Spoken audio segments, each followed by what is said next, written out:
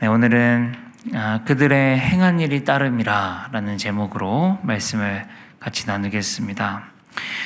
오늘 말씀과 어제 주일 새벽 본문 계시록 13장 11절부터 18절을 같이 묵상을 했습니다. 그러면서 들었던 생각이 있었는데요. 뭐였냐면 이 성도의 고난이라고 하는 거, 성도가 살아가면서 겪는 환난이나 피곤함, 힘듦, 외로움, 가슴 아픈 일, 관계의 문제, 또 고난과 같은 것들이 어쩌면 끝나지 않을 수 있겠다. 내 육신의 목숨이 끊어질 때도까지도 어쩌면 그런 고난은 끝나지 않을 수도 있겠다. 그런 생각이 들었습니다. 그러고 가만히 생각을 해보니까 수많은 믿음의 선배들의 이야기가 생각이 났습니다. 예수님의 제자들만 생각해봐도 그렇죠. 베드로, 야고보, 요한, 바돌로메, 빌립, 스데반, 바나바, 또 바울. 솔직히 누가 순교가 꿈인 사람이 어디 있겠어요? 그렇죠? 순교가 나는 너무 하고 싶어가지고 했었던 분들이 누가 있으시겠어요? 하나님의 복음이, 하늘의 소망이 그들을 완전히 사로잡았기 때문에 기쁨으로, 영광으로 순교를 받아들이시고 그렇게 하셨겠지만, 사실 여러분, 예수님께서도 죽음을 앞두시고 마음이 심히 괴로우셔서 겟세마네에서, 동산에서 기도하셨는데요. 제자들이라고 어찌 힘들지 않았겠는가? 아마 이들이 바랬던 것은 자신이 순교하기 전에 예수님의 재림이 오는 것을 바라지 않았을까요? 자신이 순교하기 전에 주님이 다시 오시고 주님의 나라가 이 땅에 임하시고, 그리고 자신들이 그동안 복음을 전해서 매도 맞고 감옥에도 갇히고 태장도 맞고 돌도 맞고 모욕도 듣고 이런 것들에 있었잖아요. 그런데 그런 것들이 역전되기를 자기의 살아생전에 바라지 않았을까요? 독일의 나치 정권 때, 아돌프 히틀러의 독재 정권 아래에 있을 때요, 독일의 기독교회는 수많은 타협과 타락의 길을 걸었습니다. 독일의 기독교회는 히틀러를 하나님의 도구로 생각했대요. 그렇게 미화하고요, 독재 체제를 지지하고요, 인종차별을 했습니다. 특히 유대인들을 차별하는 것을 당연하게 여겼고요. 예수님의 말씀이 아니라 히틀러가 이렇게 말을 하면 아멘 했대요. 여러분, 이때 참된 교회를 지키기 위해서 소리를 낸 목사님이 있었는데요. 바로 디트리히 본 회퍼 목사님. 들어보셨죠? 본회퍼 목사님.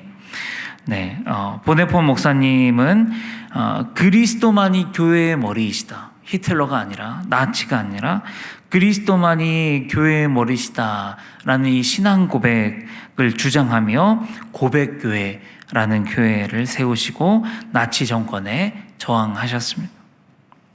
그러시다가 몇 세에 순교하셨냐면 39세에 순교를 하셨어요. 이 목사님께서 지으신 찬양이 있죠. 우리 성도님들도 아시는 유명한 찬양이 있어요. 선한 능력으로. 교회에서 많이 부르죠. 여기 가사를 보시면 이 보네포 목사님의 기대와 소망의 가사 안에 담겨 있습니다. 가사가 이래요. 지나간 허물 어둠의 날들이 무겁게 내 영혼을 짓눌러도 오 주여 우리를 외면치 마시고 약속의 구원을 이루소서. 주께서 밝히신 작은 촛불이 어둠을 헤치고 타오르네. 그 빛에 우리 모두 하나 되어 온누리에 비추게 하소서. 후렴이 이렇습니다. 그 선한 힘이 우리를 감싸시니 믿음으로 일어날 일 기대하네. 주 언제나 우리와 함께 계셔 하루 또 하루가 늘 새로. 보네포 목사님이 소망과 기대가 담겨 있죠. 목사님께서도 자기가 살아생전에 이런 가사들이 이루어지기를 소망했을 것 같아요. 또 짐 엘리엇이라고 하는 선교사님 이야기 들어보셨죠? 네, 아우 가족에게 복음을 외치고 친구들과 함께 복음을 전하러 갔다가 제대로 전해보지도 못하고 순교하셨습니다. 이 짐 엘리엇 선교사님이 아우 가족에 자기 일부러 순교하러 가셨겠어요? 복음을 전하고 그들이 예수 믿게 되고 그것을 막 이렇게 꿈꾸면서 기대하면서 가셨을 거죠. 또 조선에 복음을 전하러 왔던 토마스 선교사님 있으십니다. 조선 땅에 제대로 밟아보지도 못하고 성경 들고 복음 전하러 왔다가 부두에서 목베임 당해서 돌아가셨습니다. 조선 땅에 순교하러 오셨겠어요? 복음 전하러 오셨죠. 제가 쭉 나열한 이야기들의 공통점이 있습니다. 뭐냐면 이들은 모두 기대하는 바를 이루지 못하고 육신의 죽음을 맞이하셨다는 것입니다. 그러나 더 중요한 사실이 있는데 뭐냐면 이들의 죽음 이후에 하나님께서는 이들의 죽음을 통해 이들의 죽음을 헛되게 하지 않으시고 수많은 성령의 열매를, 구원의 열매를 맺어주셨다는 사실입니다. 여러분, 오늘 하나님의 말씀은 이 말씀을 저희에게 나누어 주고 싶어 하신다는 마음이 들었어요. 우리가 살아가는 이 땅에서는 짐승이 있습니다. 사탄 마귀에게 권세를 받아서 성도들을 힘들게 하고 미혹하는 권세들이 있습니다. 이 권세는 어제 본문의 말씀에 의하면 엄청난 권세를 받았어요. 힘을 받았습니다. 스스로 치유하는 능력이 있다 그래요. 큰 이적을 행하는 능력이 있다 그래요. 심지어 사람들 앞에서 불이 하늘에서부터 땅에 떨어지기도 할 수 있다고 해요. 감히 하나님만이 주시는 생기를 이들도 주기도 한다고 해요. 수많은 사람들을 죽이기도 한다고 합니다. 마치 하나님이라도 된 양 권세를 부린다고 해요. 또한 이 땅에 사는 모든 자들요, 작은 자나 큰 자나 부자나 가난한 자나 자유인이나 종들에게 무슨 짐승의 표를 준대요. 그래서 이 표를 가지지 못한 사람들에게는 매매를 하지 못하게 한다는 표현이 있어요. 이건 상징적인 표현인데 무슨 뜻이냐면 사탄 마귀를 섬기지 않으면 앞으로 살기가 더 어려운 시대가 될 것을 의미하는 이야기입니다. 세상을 그렇게 만드는 힘도 있다는 거죠. 그리고 말씀은 이렇게 이야기를 해요. 우리 믿는 성도들은 그런 짐승의 권세에 시달리게 된다는 것입니다. 우리의 바람과는 다르게 어쩌면 내 육신의 삶이 다할 때까지도 우리는 시달리다가 죽을지 모르겠습니다. 평생을 불합리와 어려움 속에서 살다가 목숨을 다할지도 모르겠다는 거죠. 평생에 나의 어떤 기도 제목이 있었는데 그것이 내 평생에 이루어지지 않고 내가 죽음을 맞이할 수도 있을 것 같아요. 그러나 이제 오늘 말씀으로 넘어오면 성도들에게 주신 하나님의 소망의 말씀이 적혀 있습니다. 오늘 말씀 1절을 같이 읽겠습니다. 시작. 또 내가 보니 보라 어린 양이 시온산에 섰고 그와 함께 14만 4천이 서 있는데 그들의 이마에는 어린 양의 이름과 그 아버지의 이름을 쓴 것이 있더라. 여기 보니까 내가 보니, 요한이 보니 어린 양이 어디에 있었냐면 시온산에 서 있었다. 시온산은 궁극적인 승리의 장소입니다. 궁극적 승리의 장소. 거기에 누가 계시냐면 어린 양이신 예수 그리스도가 섰고 그 옆에는 누가 있어요? 14만 4천이 있다. 자, 여기 여러분 14만 4천은 구원받은 사람의 숫자일까요? 아닐까요? 구원받은 숫자가 딱 14만 4천 명인가요? 그 말인가요? 네. 신천지에서 딱 그렇게 이야기를 해요. 14만 4천 명만 구원을 받을 수 있으니 문자적으로 그 숫자 안에 들어가기 위해서 엄청 열심히 하죠. 그런데 잘못된 해석입니다. 여기서 14만 4천은요, 구원받은 모든 성도들을 상징적으로 표현하는 숫자예요.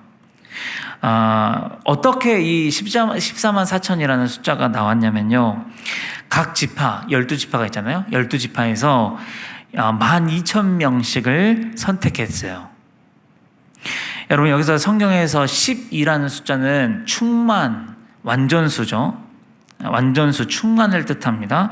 거기에 1000을 곱하는 거예요. 1000은 무슨 뜻이냐면 성경에서 큰, 완전하고도 큰 수예요.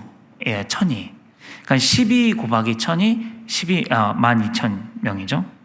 그러니까 각 지파에서 선택된 12,000명이라는 숫자는 문자적으로 그냥 12,000명만 구원을 받는다는 게 아니고 각 지파에 구원이 온전히 임했다.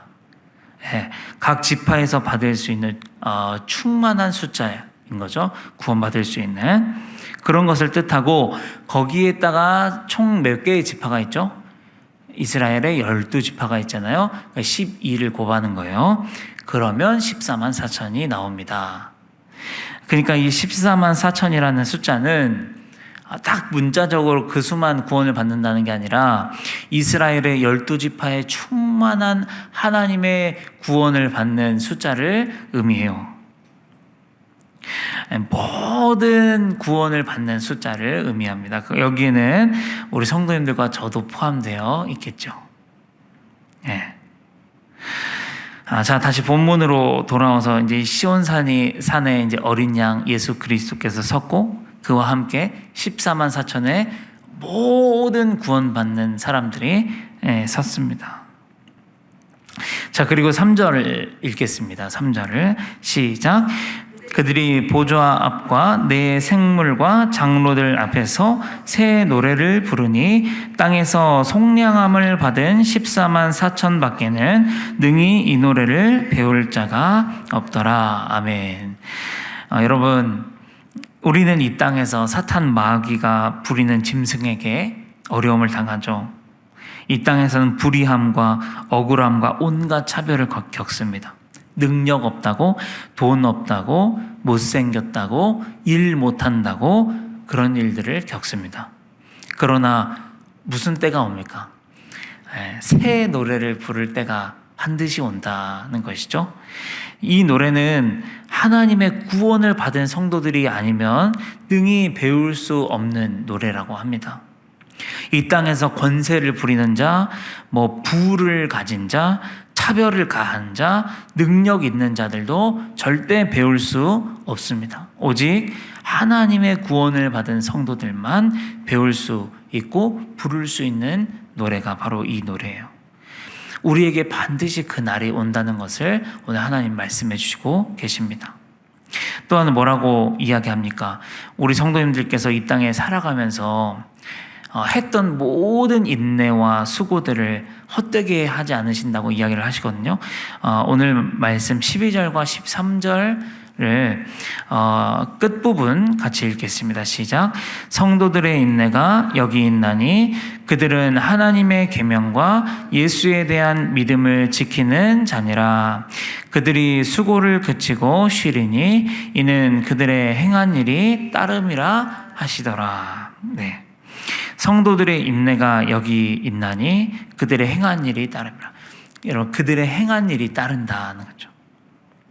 우리 성도님들께서 이 땅에서 믿음을 지키기 위해서 감내하신 수고와 인내들은 없어지지 않아요. 무의미하지 않다. 성도님들의 이 뒤에 꼬리표처럼 붙어 있어요. 심판 받을 때까지요. 그리고 그날에 하나님께서 갚아주시는 것이죠. 반면에 그동안 세상에서 하나님을 모르고 떵떵거렸던 모든 권세들에게는 무슨 일이 일어나냐면 10절을 보겠습니다. 시작. 그도 하나님의 진노의 포도주를 마시리니 그 진노의 잔에 섞인 것이 없이 부은 포도주라. 거룩한 천사들 앞과 어린 양 앞에서 불과 유황으로 고난을 받으리니. 여기 보시면은 하나님의 진노의 포도주를 마시는데요. 보면은 섞인 것이 없이 부은 포도주다, 그런 표현이 있잖아요. 무슨 뜻이냐면 여러분, 보통 포도주는 원액이어가지고 물하고 섞어서 희석해서 마셨다고 해요. 근데 하나님의 진노는 어떻게 표현이 되고 있냐면 이 아무것도 섞인 것이 없는 포도주래요. 그러니까 순도 100%의 포도주와 같다는 거예요. 하나님의 진노가. 무슨 뜻이냐면 하나님의 심판이 임하면 가감없고 거침없고 자비 없는 진노가 이 땅에 부어지겠다, 그런 의미입니다. 불과 유황도 마찬가지죠. 소돔과 고모라가 멸망할 때 사용되었던 불과 유황이잖아요. 이것은 뭘 뜻하냐면 하나님의 무자비한 심판이 사용되어지는 상징적인 도구들입니다. 이제 말씀을 정리하고 마치겠습니다. 사랑하는 성도 여러분, 우리는 이 땅에서 마귀가 부리는 짐승의 권세들에게 고난과 어려움을 당합니다. 시달립니다. 우리의 육신의 죽음이 임박하였을 때까지도 풀리지 않고 나에게 힘듦은 계속 있을 수 있습니다. 그러나 심판의 날이 반드시 온다는 것이죠. 우리가 새 노래를 부르는 날은 반드시 온다는 것이죠. 우리의 인내와 수고를 하나님께서 갚아주시는 날이 반드시 온다는 것입니다. 이것을 기억하고 믿음을 지키며 오늘 하루도 살아가실 수 있는 우리 성도님들이 되시기를 축복합니다. 기도하시겠습니다. 아버지 하나님, 인생의 고난의 날들을 지나가고 있습니다. 어쩌면 조금 더 오래 지나가야 할지도 모르겠고, 우리가 죽는 그날까지도 고난은 계속해서 우리를 따라다닐지 모르겠습니다.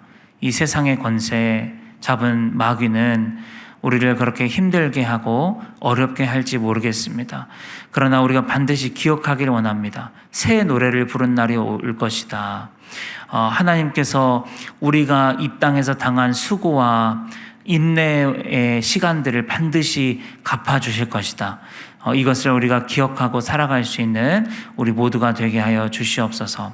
인내할 수 있는 우리가 되게 하여 주시고 승리할 수 있는 우리가 되게 하여 주시옵소서. 감사를 드리며 예수님의 이름으로 기도합니다. 아멘.